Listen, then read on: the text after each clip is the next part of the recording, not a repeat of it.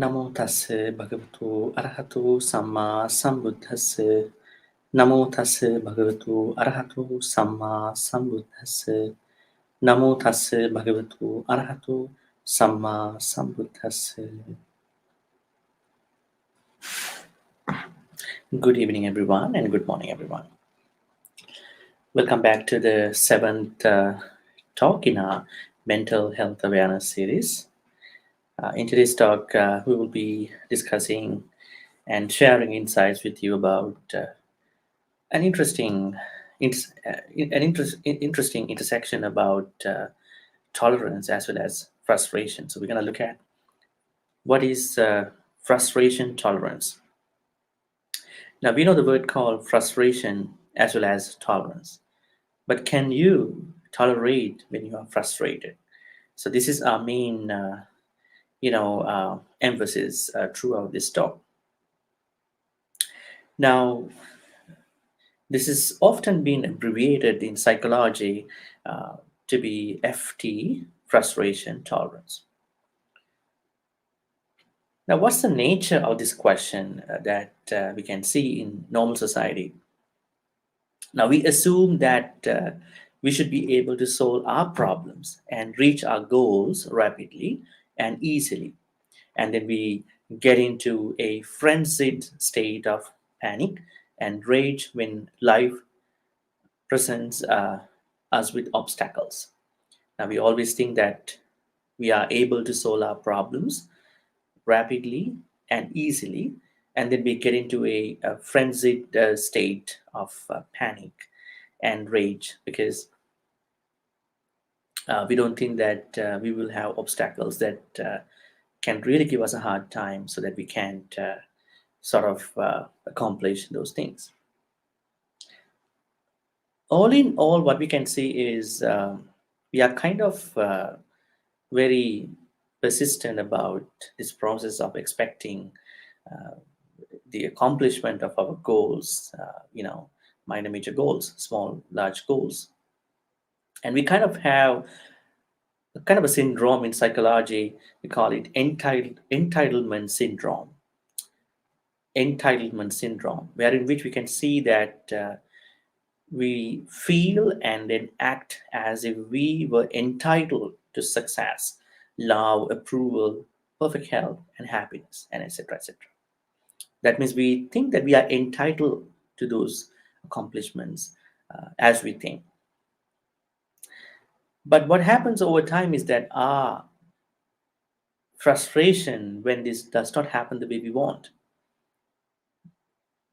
comes from a habit of comparing reality with an ideal in our head, because we have role models, we have ideal sort of like people, things, and kind of compare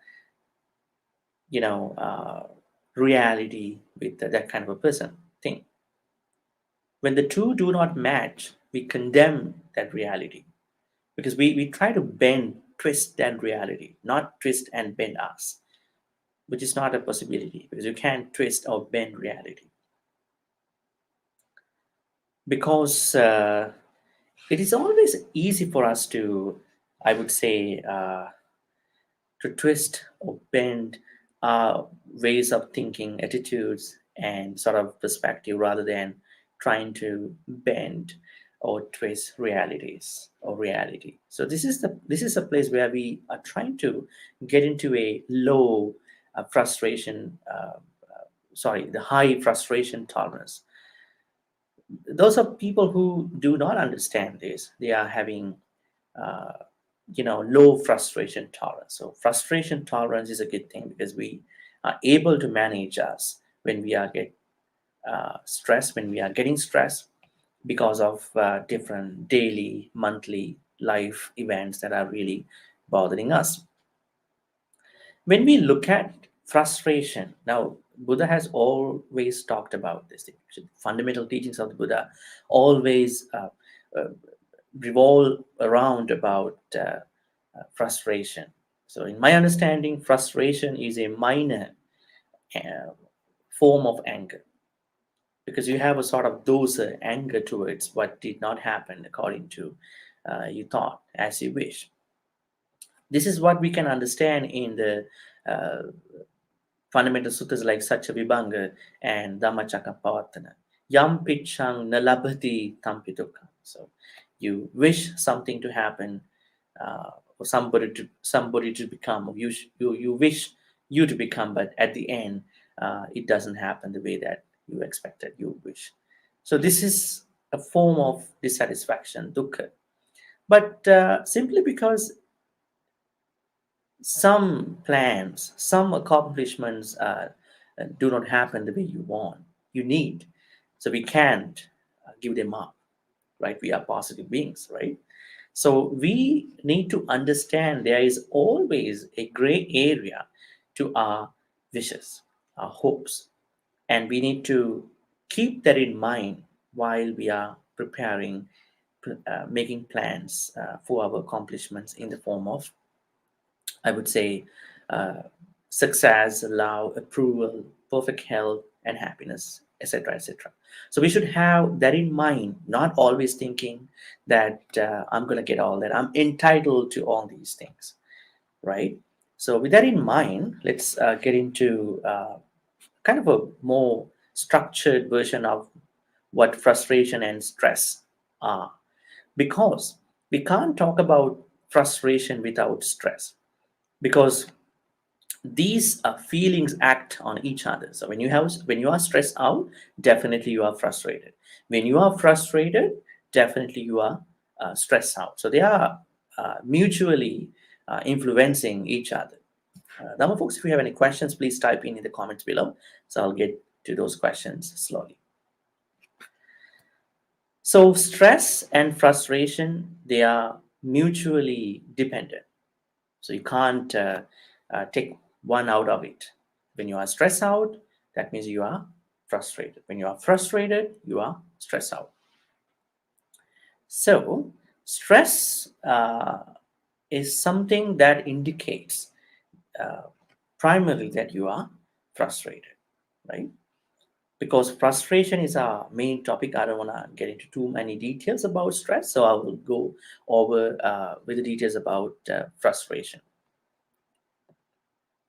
So, managing our stress, regardless of where the contents of my stress come in, is a very good thing. We call it emotional intelligence. I mean, uh, all in all, I mean, I would say in a larger, broader picture, kind of a context, we should be able to have this thing called emotional intelligence.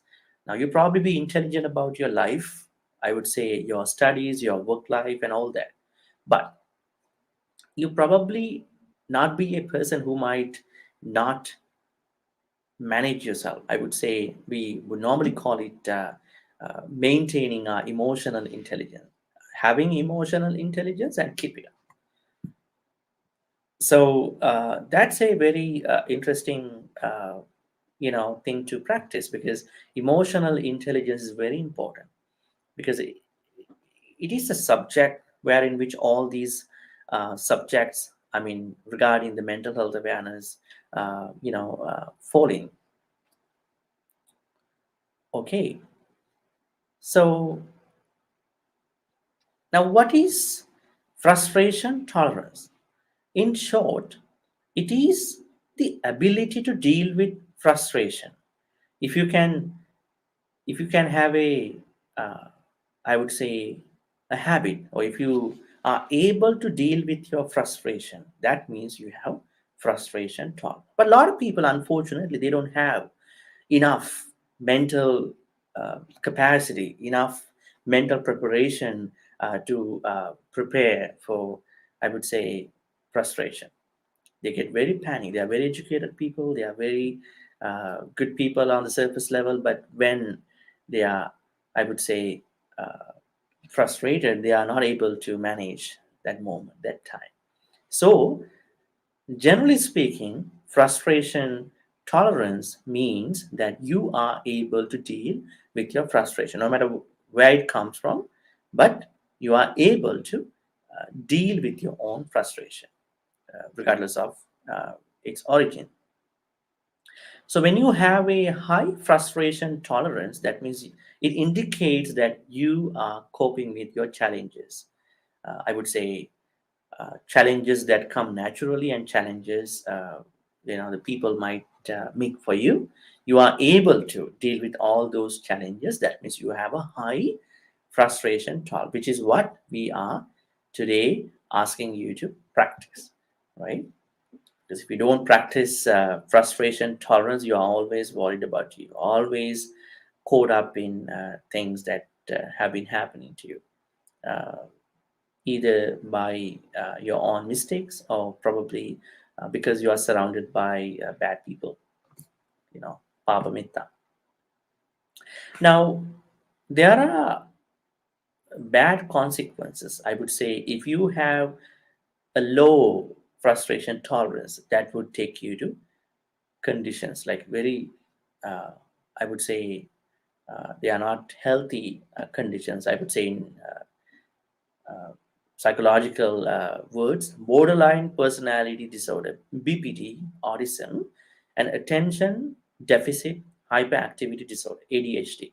Now, these are actually causing, uh, you know, many people big issues because they are fundamentally driven by a low frustration tolerance. So, I mean, if you are a person who is not able to manage your own frustration, if you're not able to deal with your own frustration, because we can't always stop things and people which make us frustrated. So then we should be able to cope up with the mechanism, with a mechanism to face the situation, right? That is when a lot of people are incapable in dealing with that situation. Okay.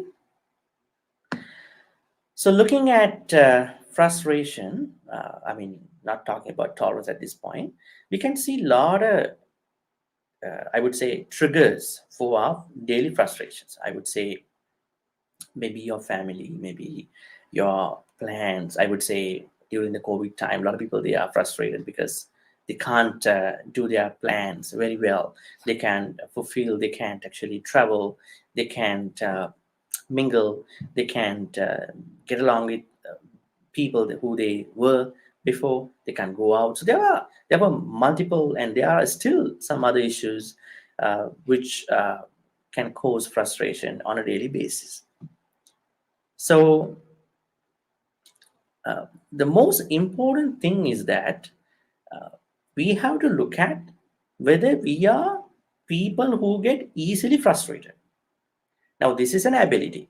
So, if you take 10 people, out of this 10, you can see how people take challenges. I would say when something that doesn't appeal to them is going to actually, happen right away, you can see how these 10 people take it.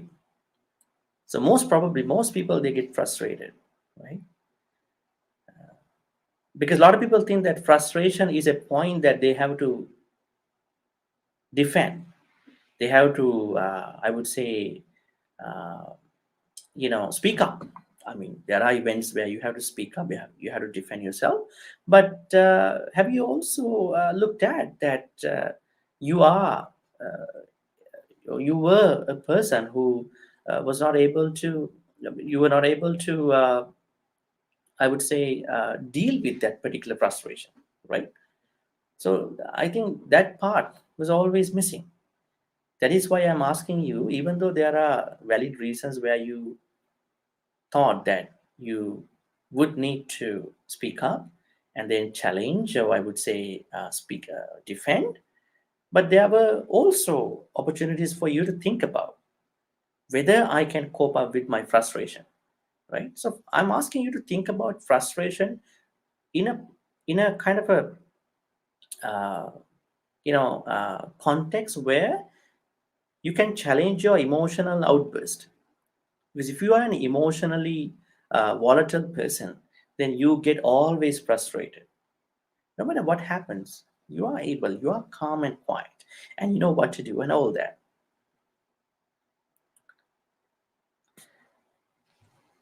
Also, if we put it in another context, we can say frustration tolerance means the ability of an individual to delay gratification. Now, we always look for gratification, right? Or to preserve relative equanimity when encountering obstacles. Now, this is again about mudita, upekka, right? Now, the Buddhist concept called upekka is the highest virtue in Buddhist teachings. If you look at all the Buddhist teachings, all the major philosophical, I would say, Buddhist concepts end with upekka. Now, there are two types of upekka. The first one is Brahma Vihara upekka, upekka that you can see under the four Brahma Viharas, Metta, Karuna, Mudita, upekka, while the other one is about upekka that is in the context of Sankhara, Sankhara upekka, whether you are able to look at each conditioned thing uh, within a context of upekka. So that means whenever we don't have upekka, that is where we get frustrated, right? So on one hand, it is the individual's inability to delay to sort of uh, to delay gratification. On the other hand, it is because the individual does not, or you do not have enough upekka to see what it is and what's been happening. Now you can see frustration tolerance is always, I would say, intertwined with upekka concept. So upekka is the highest quality in Buddhist teachings, not even in the four Brahma Viharas. You can see in the context of paramita perfections, dana, sila, nekkam, panya, virya, kanti, uh, and then satcha, aditthana, metta, upekka. So upekka is the, if you look at it from a kind of an ascending order, you can put dana at the bottom. If you see the ascending order, you can see the top to be upekka. That means upekka is the highest, the most virtue in Buddhist teachings. Because you don't have upekka, you may not have enough frustration tolerance. We'll look at upekka with regard to frustration tolerance at the end, but I'm still giving you some hints and some ideas about how we can see frustration tolerance both from secular point of view and the Buddhist point of view. So if you are a person who have a low frustration tolerance, it will always give you unhappiness and bad mood at all times. Now I know there are people, they expect their food to be as they wish. They expect their partners to be the way that they want all the time. They expect even the temple stuff to be the way that they want. But when they really attend, when they really in the situation, they understand that other people are not doing the same thing as they wish. And then they get into arguments. I mean, just think for a moment. This is frustration. Why don't you fix yourself and then talk about other people? Here is a problem. Here there is a problem. There comes the problem. And why don't you fix that problem and look at why these wishes are irrational, unpractical? So fix yourself first. That is where you have enough, adequate, or high frustration tolerance. If you are not practicing high, I would say, frustration tolerance, that means you are in trouble. Okay, so you need to improve your frustration tolerance. That helps your mood, that helps you find happiness, daily happiness. Happiness is always a way of looking at something, right? It is not that you are passing your exam and you are happy, and that is also a happiness. But happiness, the Buddha talks about, is the happiness where you get it when you change your right, when you change your uh, right perspective, when you change your perspective, when you are in the right perspective, sammaditi, and you see everything is very pleasant you are not frustrating anymore, right? So it's a It's a thing. It's a matter of moment. It's a matter of your perspective then. So we need to reset our expectations and use selective intolerance. I would say reset our expectations. Now, expectations are always something to think, something that we need to uh, revisit, because most of the problems are hardwired, I would say, rooted in irrational expectations. So we have to reset our irrational expectations. Now, on one hand, I would say if you can follow the prevention method for frustration, then you are taking care of you way before frustrations arise. But let's say that you already made irrational expectations. At that point, then you need to practice improve frustration tolerance. I would say you need to practice the both aspects of this concept, which means uh, I would say you are making practical expectations. That is number one. Second, in case you could not make that happen, then definitely frustrations are going to come. Then you are practicing frustration tolerance. So you are working towards these two aspects of the frustration tolerance.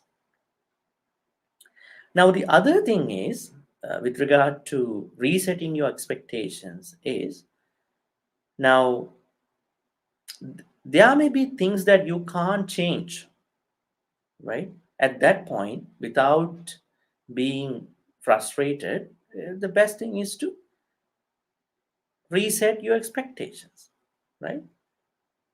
And then what happens is that you can then definitely stay happy, because you are trying to twist and bend reality without twist or bend your expectations. Don't try to hit on the reality. Reality is reality. So we have to twist and bend as per the reality. So that is the nature of what we have to understand about frustration tolerance. Okay, let's take a look at some of the reasons. Now, we already talked about irrational expectations, uh, not resetting our expectations, all that. So, in a more comprehensive note, I would say there are very substantial, I would say, very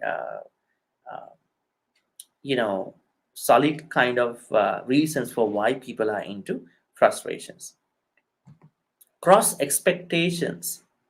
Now, cross expectations are leading us to frustration, because this is the same thing. Cross expectations mean that they are irrational, because our expectations are not practically met. When our expectations are not being met with the circumstances, then we get to frustrate. So that means we have to make realistic, rational expectations, right? So that is number one. And a lot of people, they get into frustration because they are making cross expectations, I would say irrational or unrealistic expectations. So let's prevent frustration comes as much as we can in that context. So one of the reasons why people are into frustration is that they are making a lot of cross expectations, which means unrealistic or unpractical, irrational expectations. And then entitlement syndrome. Now, this is the second big reasons. What is the entitlement syndrome? A sense of entitlement that can lead you on a downward spiral of cross expectation. Now, a lot of people, they think that they are entitled to everything that they wish: health, happiness, a good job, education, money, and all that. I mean, that is good to be positive, but we may not be entitled. So I would call it a syndrome, entitled syndrome, entitlement syndrome.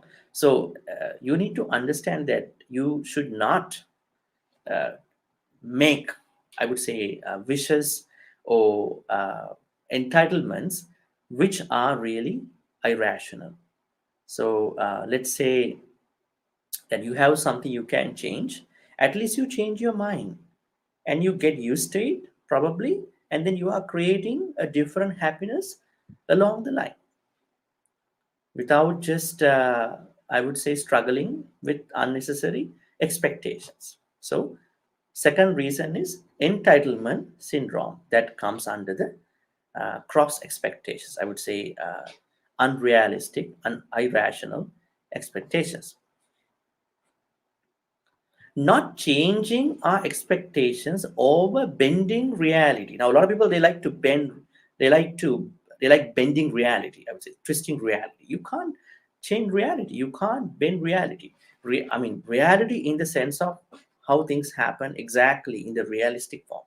I mean, there are things that people want to change. I mean, that's true. You should try. But it is very rewarding for you to change your expectations rather than try to bend reality to meet your expectations. So that is the third reason. So trying to bend reality without bend yourself, especially your expectations. So in this way, there are three main reasons that I can share with you. So the first one is making cross expectations. Second is entitlement syndrome. That is why you are making those cross expectations. I would say unrealistic expectations. And then you are trying to bend reality without bending your expectations. So these are the three main, I would say, reasons for why a lot of people they into frustration. Okay, now we have come to the point where we need to discuss the Buddhist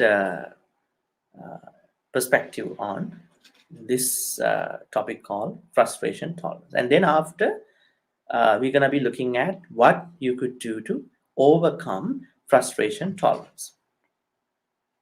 Okay, as I told you, the sutta called Satcha Vibhanga, in this sutta, Arahant Sariputta was sharing with his, I would say, fellow monks something very interesting. Now, we all know that this sutta is the concise version of Dhammacakkappavattana. And in that sutta, this is how we can see the sort of relevant section of frustration and how it was given and what's the context wherein which it was given. Satcha Vibhanga Sutta Majjhima Nikaya 141. Kataman Chauso Dukkham Arya Satcham. It basically presents uh, the first noble truth, Dukkha Arya Satcham. Jatipi Dukkha, Jarapi Dukkha. Jatipi Dukkha means, birth is dissatisfaction. You won't be able to understand birth is dissatisfaction because, you have to look at the samsara to understand it.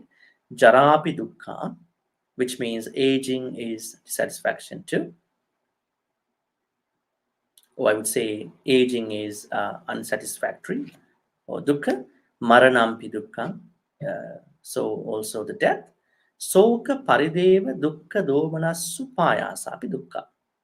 So I would say sorrow, lamentation, physical pain, mental pain, despair, all that is dissatisfaction. Now, here comes the most interesting part that is related to our conscious history. Yam pichang na labati tampi dukkha. Okay, how it was given. Not getting what you wish for is dissatisfaction, dukkha. Now, I wouldn't say that everything that you wish will not come, will not actually happen the way you want. There are many things that can happen. We have to always encourage people to be positive. But at the same time, we have to remind them that there's a gray area where you might see that things are not happening. Probably it could be the most, it could be the less. And then Sankittena Panchapadana Kanda Dukkha. In short, I would say clinging to 5 aggregates is dissatisfaction. Now, this is the shortest version actually. If anyone didn't understand what dukkha is, then the Buddha says, in short, Sankittena Panchapadana Kanda Dukkha, clinging to the 5 aggregates is dukkha. Now let's take a look at of what this yam pichang nalabati tampi dukkham means in the larger, broader context. Let me read for you, and then I will connect that to our conversation. Katamang chauso yam pichang nalabati tampi dukkham. Jati dhammanang auso sattanang evang iccha uppajjati. Aho vatamayang na jati dhamma assama. Nacha vatano jati agaccheyati. Nakho panetang ichchaya pattabang idampi yam pichang nalabati tampi dukkha. So Arhan Sariputta actually analyzes this point called the frustration, putting it to different angles: birth, aging, illness, and the death. How it was given in translation: in sentient beings who are liable to be reborn, such a wish arises. Oh, if only we were not liable to be reborn, if only rebirth would not come to us. But you can't get that by wishing. This is not getting what you wish for, is suffering. Now, beings have this tendency to look back and thinking that, what if it didn't come to me? What if age didn't come to me? What if birth didn't come to me? What if sickness didn't come to me? What if death didn't come? What if death will not come to me? But they are coming. I mean, so in a larger, broader context, it's more about these four angles, and that people are wishing that they should not come, but they are happening, right? So birth is already happened, and there will be many more births to come unless we attain, I would say, arahant. I would say arahanthood, become an arahant, and then we witness our aging from a gerontological perspective, as well as from a uh, personal context.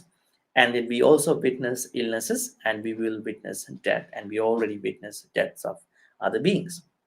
In the same way, Arhan Sariputta says, Jara Dhammanang auso Sattanang, Vyadi Dhammanang auso Sattanang, Marana Dhammanang auso Sattanang, Soka Parideva Dukkha Domanasu Payasa Dhammanang auso Sattanang.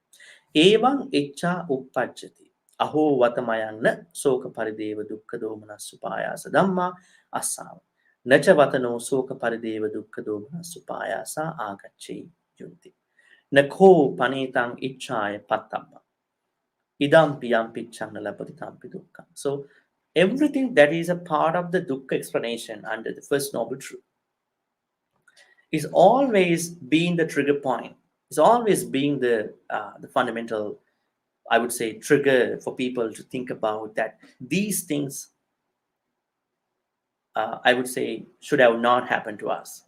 And then that is how people, beings, would like them to be, but they don't happen the way that how we want. They happen the way how they want. That is reality, right? So now this is something frustration. I would call it frustration from a very spiritual point.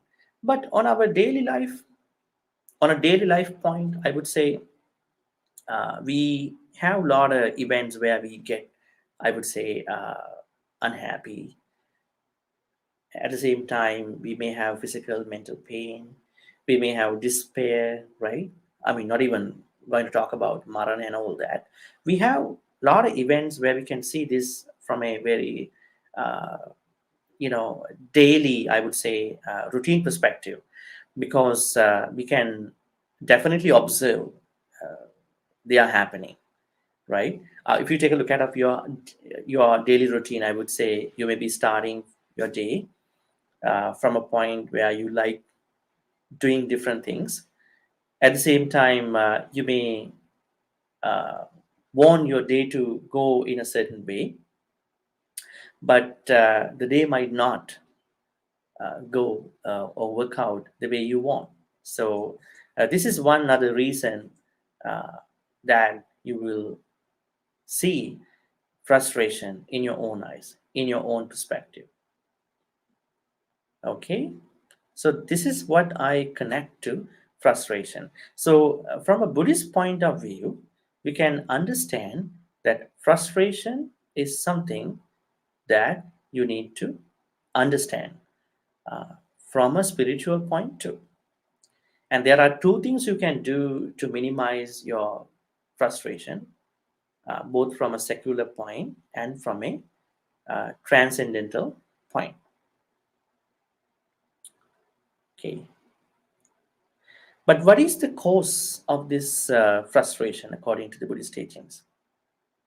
Take a look at this, the second section of Satchibanga Sutta about, I would say, the second noble truth. Katamang chausu dukkha samudayang arya satchang yayang tanha pono bhavika nandiraga sahagata tatra tatra abhinandini sayatidang kama tanha bhava tanha vibhava tanha idang bucca tausu dukkha samudayang arya satchang. Okay, so the main reason why people are into frustration is none other than the craving.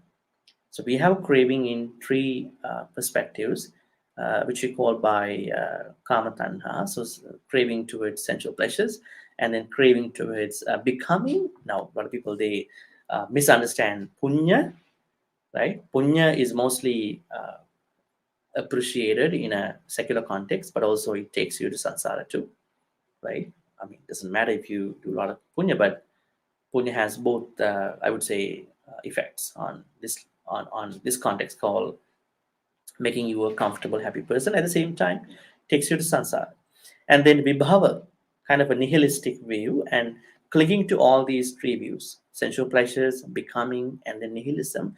They all are being taken as the fundamental causes of craving. This is why we are getting frustrated. Let's take uh, good example. Very good example. I would say if you are someone who is too much into sensuality, that can give you a lot of daily frustrations, right? You probably do not think that you need to deal with it. Even you are with karma, I'm not blaming you. At least if you think that you can prevent uh, frustrations coming up because you know how to minimize your frustration. In case you have frustrations, if you know that this is how I'm going to deal with them, I mean, this is a very good way of dealing with frustration in the Buddhist teachings. On the other hand, upekka concept, let's get into that at the end, because now I want to present you with some of the steps where you can overcome frustration tolerance, sorry, low frustration tolerance. So you want to improve frustration tolerance to a point where we call high frustration tolerance. Number one, accept feelings of frustration. Now, a lot of people they don't like to accept that they are frustrated. That is where they want to speak up unnecessarily and then defend. I always think that you need to, I would say, speak up if you are in danger, if you think something is very unfair to you. At the same time, to defend yourself. So it doesn't mean that you are ignoring, you are neglecting frustration. If you are frustrated, accept as the first point that you are frustrated, because this is what we call by practice exposure. Now you want to practice that you are exposed to frustration. Now the word called exposure to frustration is a term which is coined by psychologists. So these frustrations involve a list of everyday situations. I mean, for example, I would say you are driving on the highway at rush hour. Now, just look at it. You could avoid probably highway. Probably you could drive a little early, right? And you are late. You are running late, and you wanna still drive on the highway. You are, I would say, slamming on other people. You are blaming. You are very mean to other people at that point, because you think that you have to go. Other people should let you go, but you are running late. It's your problem. At the same time, you did not look at other alternatives. That is one thing. So driving on a highway at rush hour. And also, if we take another example, let's say you are calling a big company, but the big company representative, I would say customer care rep, uh, put you on hold, and the call keeps going. I would say you see that you can hear that the music keeps going, probably 20-30 minutes, but you think that they should have responded to you earlier, but it didn't happen. It doesn't happen. What if that you understand that you are frustrated now? Then at least you think that you need to accept, or you are exposed to frustration. That is a good starting point to look at what's happening, and then to increase your tolerance towards a particular activity. So in this way, there are many other ways to see whether you are frustrated or not. Now, in a family where people have different thoughts, even the partners, they have different plans. Everybody wants to, take the word. Everybody wants to speak up. What if one party is to understand that I am frustrated, and I want to accept that, and I want to look at it, why I am being frustrated? Probably I could have avoided this situation, or I could have dealt with this particular situation in a different way.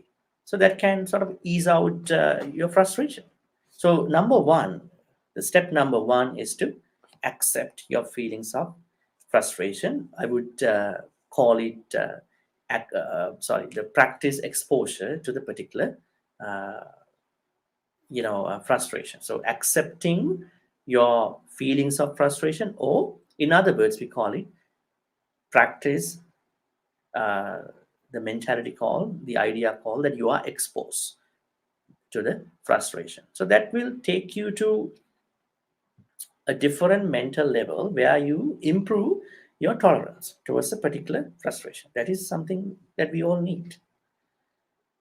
And as long as we don't accept that we are frustrated, will not be able to find any treatment for that. We will not be able to overcome that situation whenever it hits us.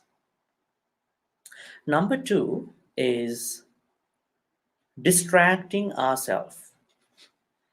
Now, we always talk about mindfulness. Mindfulness means that we all need to uh, be fully present. We don't also need to be fully non-judgmental. So, non-judgmental, being non-judgmental, and being fully present is what we call by mindfulness. I don't know. I mean, how many of you practice mindfulness in that context? So, not being judgmental and fully being present in the moment is mindfulness. But sometimes distractions, they are helpful for us for different reasons. Now, even in the context of different steps to overcome frustration, distraction is one of the steps. How could we do that? Now, when you are frustrated, what tends to happen is that you are fixated on the source of the frustration. Let's say somebody is to say something bad about you, and you are frustrated. And then what happens? You don't accept you are frustrated. You simply look at the source of frustration, and you are fixating your thoughts about it. He or she couldn't have talked like that to me, and he could have sort of lowered the tone. She could have sort of discussed that earlier, and you are trying to fixate on the source of the frustration. But what if that you, at least for a moment, distract yourself from that fixating mind without getting to the source of that particular frustration? Simply accepting that you are frustrated, but not going to look at uh, it from a fixated point of view. I mean, the source. That will really help us to sort of overcome frustration. Because, for example, I would say choosing something, probably you can substitute something with this particular source of distraction, right? I would say if you are a person who is always having fixated thoughts about your frustration, you can substitute your frustration with different activities. Probably you can be creative, innovative. You can look at something differently. Probably you can look at something really wonderful, something really inspiring. And then what happens? You are distracting yourself. I would say you are distracting your frustration with another thing, right? So that is another very important way to fix our low frustration tolerance. So we're gonna actually improve our frustration tolerance by ways of distracting or substituting our fixated ideas on the frustration with something inspiring. Number two. Number three. Now, I would say looking at bad consequences if in case we reacted. Now a lot of people, they react to frustrations. Now we always encourage you to respond, because response or responding to a particular activity that is coming from other people or from yourself is better than reacting, right? Reacting is always like temporary, and at the same time that you are really unwise in most of the reactions. So imagine how things could be worse in case if you had reacted. So you're gonna look at responses, because you know that if you had not responded, how things could have become worse, right? Now, for example, I would say something as an example. There may be a person who might let you know that he would come to see you, but he couldn't. He won't. He will not be able to show up at the time that he she expected.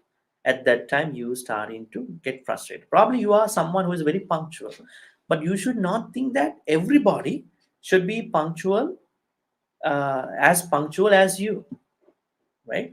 Probably you are someone who is very nice.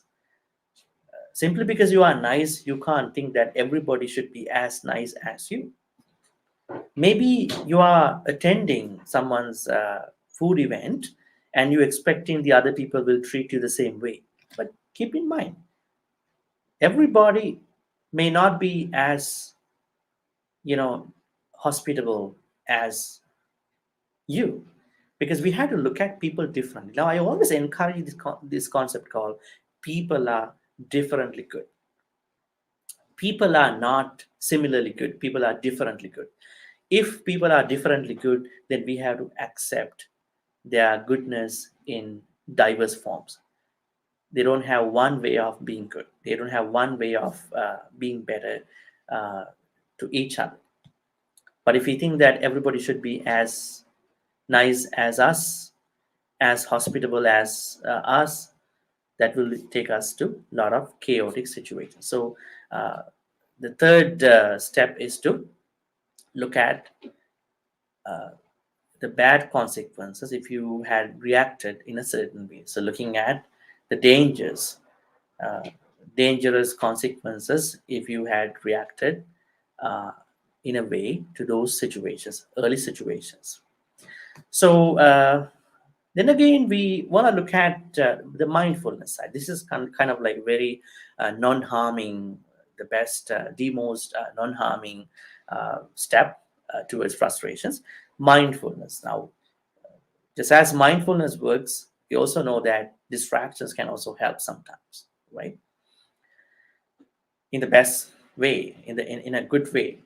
So, how to practice mindfulness to overcome frustration and then to develop our frustration tolerance?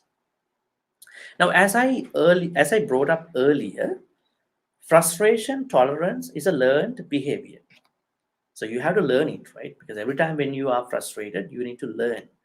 You are learning that this is a frustration that I have to use mindfulness to overcome it. Now, mindfulness simply means that you are fully present without being judgmental. So that will clearly take you to a point where you are not fixated, where you are not driven by frustration, but you are understanding that people are different, things are different. There are irrational expectations where people make, but I'm not making irrational expectations. I'm making rational, realistic expectations. So I know that my expectations are not, uh, you know, the word called irrational expectations. So I make realistic expectations. I don't like bending the reality. I don't like twisting the reality. So you are very mindful every time when other people, situations give you a bad time. You always look at this non-judgmental and fully present nature with mindfulness. That will really help you to not react to frustration. And then at each time, when you are frustrated, you accept you are frustrated. At the same time, you want to improve your tolerance. You have an ability, you are forming an ability, you are creating, you are improving your ability to stay tolerant. This is what we want. And finally, this is something really interesting. Now, I always share this thing with many in my many talks. This is about change our perspective. We call it retool our perspective or change your lifestyle. Now, this is kind of a combined thing. So, retool your perspective while changing your lifestyle. Most of the problems can be changed in our life by changing our perspective. This is why the Buddha always said in Buddhism, the first thing one has to practice is right view, samadhi. Samadhi is such important because if you don't have samadhi, but if you are trying to do other things here and there, but your aftermath, your deepening level of your practice will not benefit you a lot. The reason is you are not dependent upon samadhi. Samadhi simply means that you have the right perspective, right mindset, right perspective to anything, right perspective to dana, right perspective to bhavana, right perspective to nekkhamma, right perspective to everything. This is something to think about when you look at frustration tolerance, because there are many occasions, circumstances where you can retool your perspective. I would say where you can change your perspective for your frustration. Now, if you are someone who have already gone through a lot of frustrations, why don't you learn out of them? Why don't you learn how to change? Probably you responded in a certain way, but now you understand I learned out of it. I wanted to create a different behavior. I want to create a different habit towards the particular activity which gave me frustration at that time in the past. I'm not repeating that again. So you can retool, you can change your perspective. In the same way, what about unnecessary commitments? Probably if you can cut down on unnecessary commitments, if you take care of you more than you did comparing with the past, if you change, I would say, your bad, unhealthy habits in this life, so then they all are part of retooling your perspective and change your lifestyle. Then you will have more calmness, you will have more quietness, serenity, tranquility to see tolerance even during a frustrated time. And you can see a lot of people are talking about their privileges, rights in a society where people are not practicing their responsibilities. Your responsibility is not always look at what rights you have. As the first thing, you need to see what responsibility that which I'm entitled to, carry on. So this is the responsibility. Responsibility in your case is to practice high frustration tolerance. Then again, you are not angry at people right away. You take time. You take time to think about why frustration. You are not going to retaliate. You are not going to be a silly person. You are not going to be an unwise person. You take time for everything. If you think you want to take time for good things, why don't you take time for bad encounters in your life? Why don't you take time for thinking about what what is being happening with different people? If you take time for every mean bad encounter in your life which cause you frustration, even frustration can come from the good things too. But the main thing is take your time and look at what it is, and then bring these perspectives. One more time, I'm going to reiterate all that, recap. Accept feelings of frustration. That means you are uh, conscious that you are exposed to frustration. That's a very good thing to get started. Sometimes distractions work because I'm bringing you this concept called substitution. You're going to substitute the frustration with something inspiring. Number three is that you're going to look at, imagine how things could be worse. I would say if you had reacted that way, how things could have ended up, how you could have ended up. So you're looking at bad consequences way before things gonna happen. Then you are very wise about your future, and you are very far-sighted. You are not short-sighted. And then mindfulness. This is one of the very important things I think we always need to practice, not as just a meditation. We have to be mindful in real life, right? A lot of people, they take it to a point where they only want to look at their spirituality, but mindfulness should be the life of you. I mean, how you're going to look at without being judgmental and being fully present about everything. That is how you're going to practice it. And finally, retool your perspective. I would say change your perspective. If you think that this is the perspective that gave you a lot of frustration, and then uh, change your lifestyle. In case any of these things didn't work and you think that you are a heavy, frustrated person, then you must seek a professional help. I would say you're gonna actually see a psychologist or psychotherapist or psychiatric person. I mean, that is something that I suggest.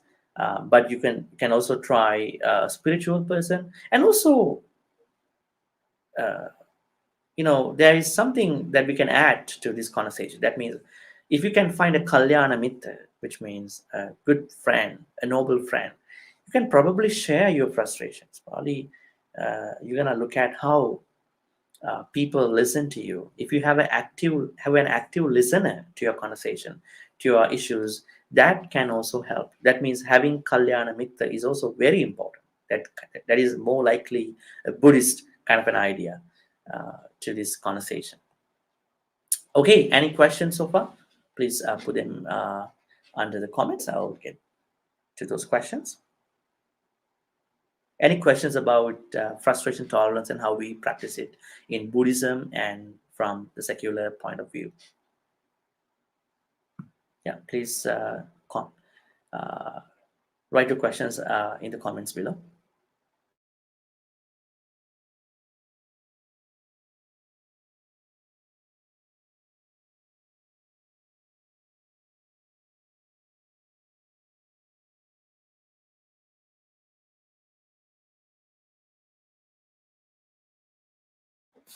Okay, looks like there are no questions so far. So please uh, submit your questions anytime, because I can see all your questions under the comments. So, okay, so if there are no questions, so we will move on to the transference of good karmas uh, to departed relatives and share good karmas with the deities and nagas.